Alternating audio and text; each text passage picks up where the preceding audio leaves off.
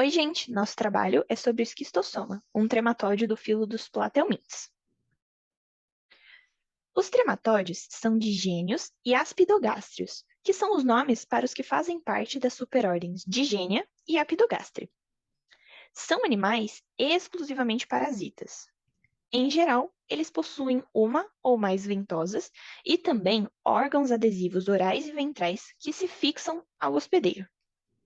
Em relação ao parasitismo, esses animais têm de 1 a 3 hospedeiros durante o seu ciclo de vida, incluindo geralmente um molusco, como é o caso do esquistossoma, e a maioria é constituída de endoparasitas, ou seja, são parasitas que se alojam dentro do corpo do hospedeiro. Dentro das superordens dos trematoda, também há as ordens Diplostomida, Plagiórquida, Aspidogástrida e Stichocotilida. Nessa imagem, temos a filogenia dos platelmintes e, circulado, temos os trematoda, divididos pelas suas superordens.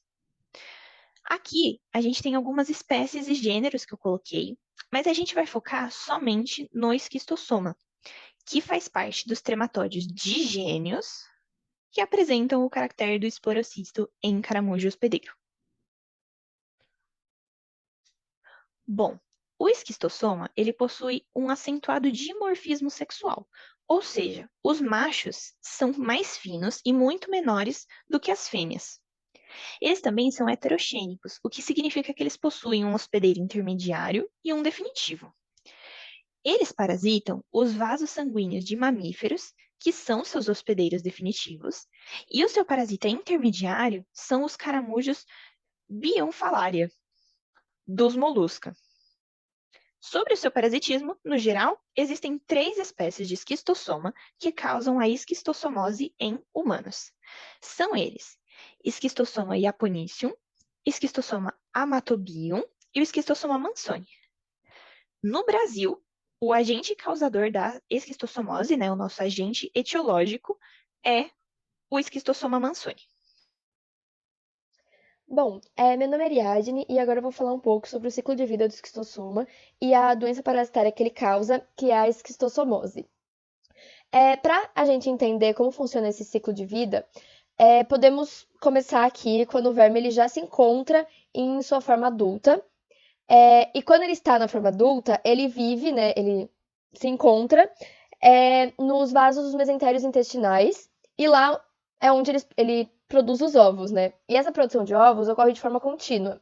Isso porque a cópula ela ocorre durante todo o tempo em que o verme se encontra nessa região, né? Isso porque, como podemos visualizar nessa imagem, o macho ele permanece inserido dentro de um canal no corpo da fêmea. Então, como já foi dito anteriormente pela Bianca, né? O macho e a fêmea eles não são iguais. O macho ele é menor e mais fino, então por isso ele consegue ficar acoplado nesse canal do corpo da fêmea. Então, quando esses ovos quando esses vermes eles produzem os ovos, esses ovos eles possuem uma estrutura que é perfurante em sua superfície. E essa estrutura ela consegue perfurar a parede do intestino. E aí, dessa forma, os ovos caem no intestino e são eliminados pelas fezes. Então, aqui a gente tem 3 tipos, 3 espécies diferentes, né? A mais conhecida é a do Schistosoma mansoni, que é o processo, né, de contaminação se dá pelas fezes. E temos essas 2 outras espécies aqui, que é o Schistosoma japonicum e o Schistosoma haematopum, que eles podem acontecer também pelo aparelho urinário. Mas a gente vai focar no Schistosoma mansoni, porque é o mais conhecido, né, e é o que mais ocorre aqui no Brasil. Então, esses ovos, eles têm essa região, né, que acaba perfurando o intestino e faz com que esses ovos caiam, sejam eliminados nas fezes. E quando eliminado nas fezes e em contato com a água, eles acabam eclodindo em uma larva ciliada denominada miracídio, que é essa larva aqui. Essa larva, por sua vez, ela acaba penetrando, ela consegue penetrar no caramujo.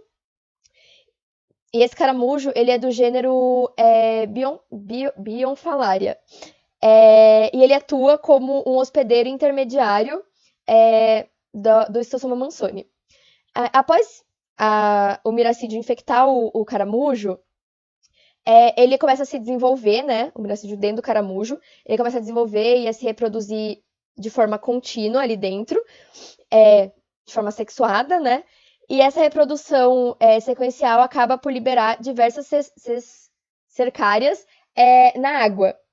Essas cercárias, elas conseguem nadar livremente no ambiente aquático, e a partir do momento que um humano entra em contato com essa água, que está contaminada pelas cercárias, elas conseguem atravessar a pele do humano e cair na circulação sanguínea.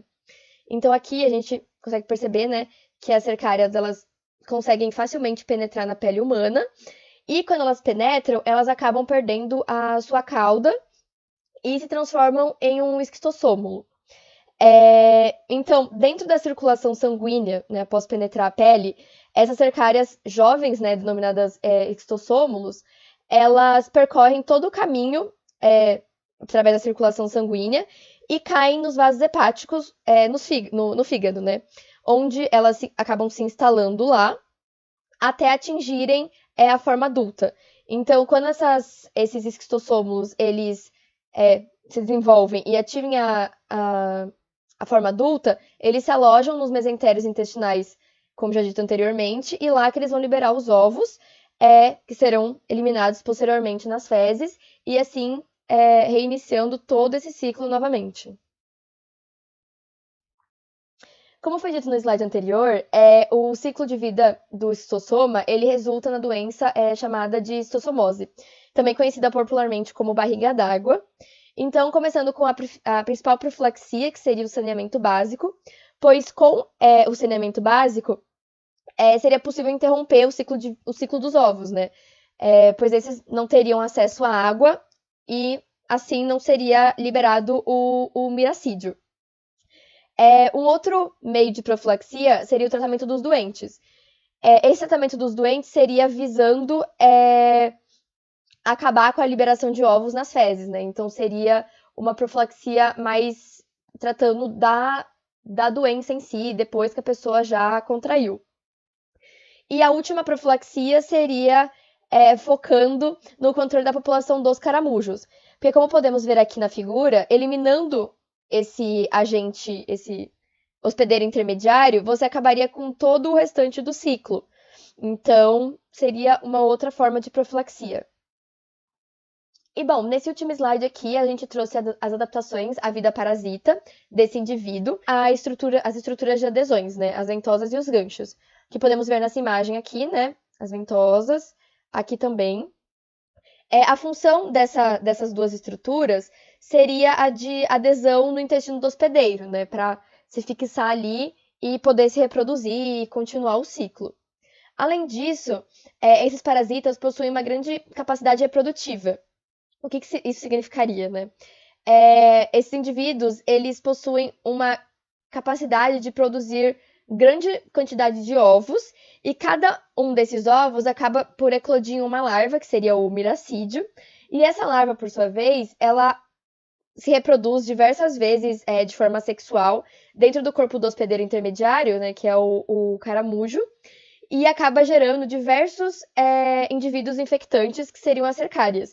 Então, a gente pode pensar que são produzidos diversos ovos e cada um desses ovos vai liberar um miracídio.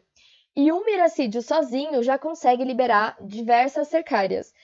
Então, a gente pode entender que essa grande capacidade reprodutiva é uma adaptação da vida do parasita, assim como a presença de um hospedeiro intermediário, que seria o caramujo, e o hospedeiro definitivo, que é o humano.